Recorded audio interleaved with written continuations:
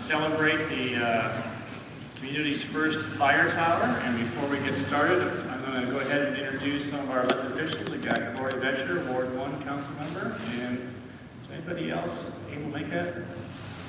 City Manager Steve Shanker just walked in. All right, well, before I make any comments on the apparatus, I just want to say a word of thanks to our fire department, every one of you that go out and keep our community safe.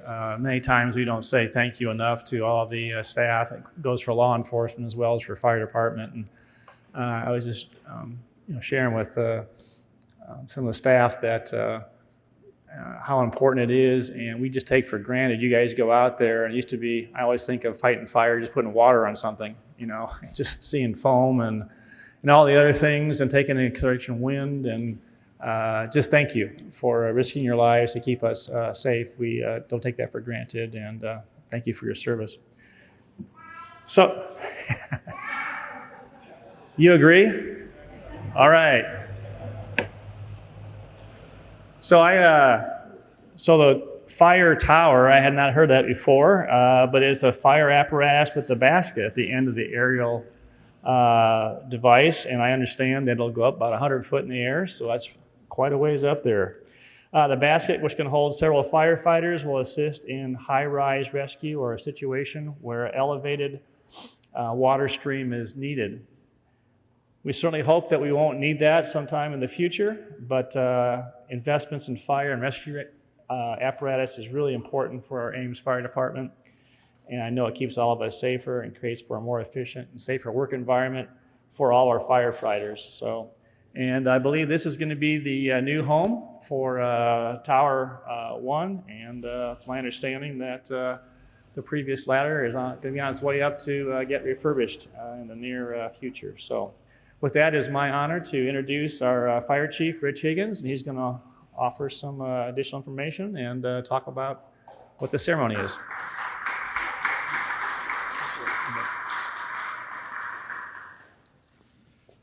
Before I get started, can I have the Tower 1 committee come join me back here, please?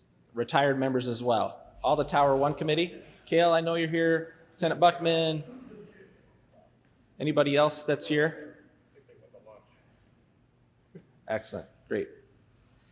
Well, welcome, and thanks for coming out today on this windy day. Obviously, we're inside because it's a little bit chilly and windy outside, so we thought it would be better to at least start in here. But don't worry, we're still going outside. We're still going to push that truck in. Special thanks to the mayor and Ames City Council members for your continued support and investment in safety for our community and all the members of the fire department. We are grateful for your support every step of the way. You guys have always been there for us, and we're grateful for that. We recognize that firefighting and rescue equipment purchases are long-term investments in our community's safety and our emergency response. That's why we take great care of them. If you come over and you look at the apparatus or touch them today, it might be a little dusty because of the wind outside, but our apparatus are highly maintained. The crews take a lot of pride in that. Our fleet services team, who I don't think is here today, they take a lot of pride in making sure we have equipment that's well maintained, as well as our fleet maintenance team that we have at the fire department do an outstanding job making sure we have apparatus that work 24/7. We don't have the luxury of coming back in and saying, hey, you called 911, but give us a minute, we have a flat tire. And so we make sure that our apparatus is ready to respond 24/7. And that's why we're able to keep our apparatus as long as we do. The apparatus that we'll be pushing in Tower 1 today, we're going to keep that for at least 15 years as a frontline vehicle. And then if we need to do any refurb work, we'll keep it for another 10 years. So we expect to get 25 years of service life out of our vehicles. I don't know if you guys have a 25-year-old personal vehicle that you use, but it's not heard of, right? So that's why we take really good care of our equipment that we have. So the purchase that you see out there, the tower truck, just doesn't happen overnight. So I want to talk a little bit about that process, the tower planning process. So this all started 5 years ago with help from the city manager's office and the finance department working on a 5-year CIP program that city council and the mayor approved. So a special thank you to the city manager's office, city council, mayor, and finance department for helping us get that even started 5 years ago. From there, we have 18 months where we have a specification process where we're speccing out what do we need for a tower truck, what's going to best serve our community, meet our needs, and allow us to best serve our customers.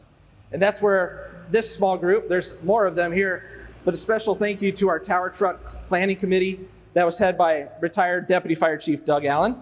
and Shift Commander Nick Lucchese, who is actually at a promotional process with the library helping them right now. But then also our members, Lieutenant Troy Buckman, Pat Murphy, Phil Doyle, who's here, Matt Thompson, Adam Webker, Rob Kirkpatrick from our Fleet Services Department was a part of the team, and retired firefighter Eric Peterson. So that's 18 months to spec the truck out. What do we need for our community?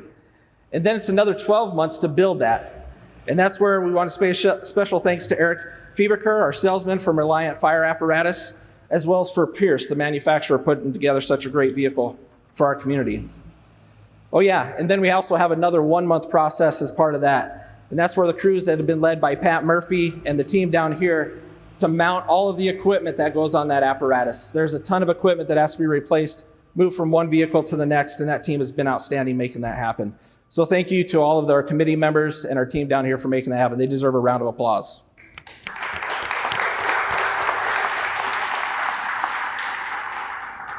So I get the question, why a tower truck for our community? Rich, what's the benefits here? And the nice thing about this tower truck, it helps us provide a higher capacity payload. So we can put up to 4 firefighters in that vehicle, in that basket at the end, to help facilitate rescue to work off of, versus a ladder truck where you're only allowed one person at the end of the tip. Safer evacuation. People are much more comfortable stepping out of a balcony or a window onto a platform versus a single ladder that's there. So it's much easier for rescue. We can facilitate that a lot quicker. It's a safer work area for our firefighters to work from, elevated water stream. And that ladder truck out there, the tower truck, also carries 300 gallons of water and has a pump. So it also aids in firefighting operations. It's just not a tower truck with a basket. We can pull up onto a scene and we can put out a vehicle fire or a house fire. We have that capability with that truck. And then last but not least is the specialized rescue capabilities that we have from that platform, whether it's putting a stoked basket at the end to get somebody that's stuck down in a ravine or working high to pick somebody off that's stuck washing windows. We have more capabilities with the tower truck than ever before. So the old ladder truck that was here, that is, I believe tomorrow morning, we'll be going to Wisconsin to have a complete refurb done on it. And the great thing for our community is we're going to invest a little bit of money into that vehicle and bring it right back into our community. So we'll have 2 aerial apparatus, which will be the first time ever for our community and will be huge when it comes to rescue fire operations to be able to have 2 aerial apparatus for the city of Ames. So let's talk a little bit about how you guys are all involved, our push-in ceremony today.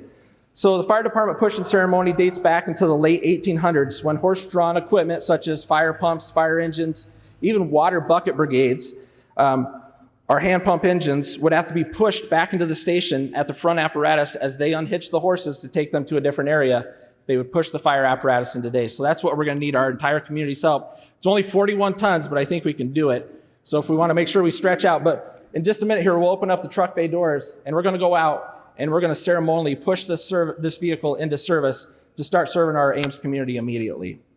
So now I'm going to ask the members of the Ames Fire Department, our retirees that are here from the Ames Fire Department, thanks for coming out, and the public to help us push in the new Ames Fire Tower 1 and officially place this vehicle into service and available to respond to calls.